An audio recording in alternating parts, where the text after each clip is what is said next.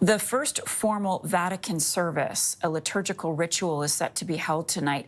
The Vatican says the public will be able to pay respects to Pope Francis starting on Wednesday in St. Peter's Basilica. No date has been announced for the Pope's funeral, but according to a new rule that he approved just last year, his body will be placed in a wooden coffin.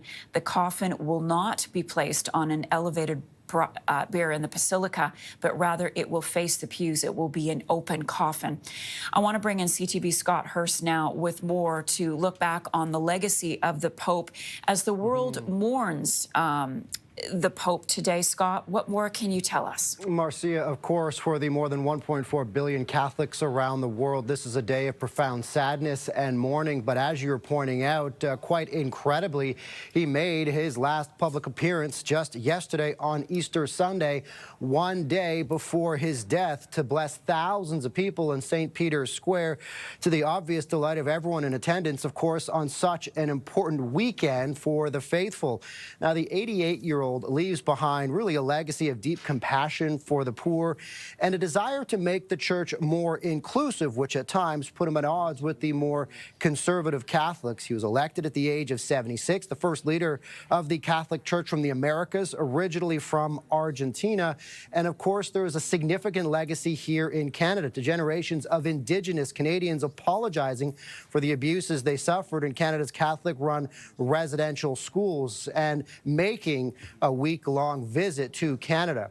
Here's more from Vatican analyst Gerard O'Connell on the legacy of Pope Francis.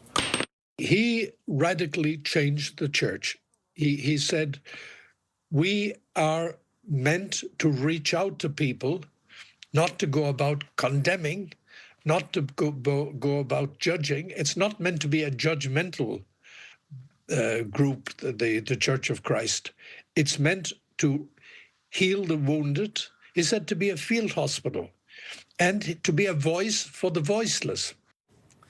Marcia, of course, his death does not come as a shock, but that does not diminish the profound sadness and grief of his passing.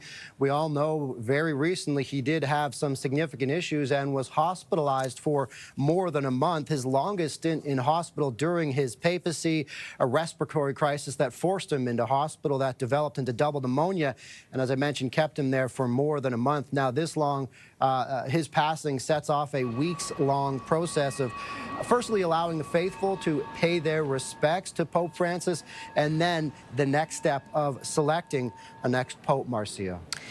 Scott, thank you for that. Scott Hurst for us. With me now from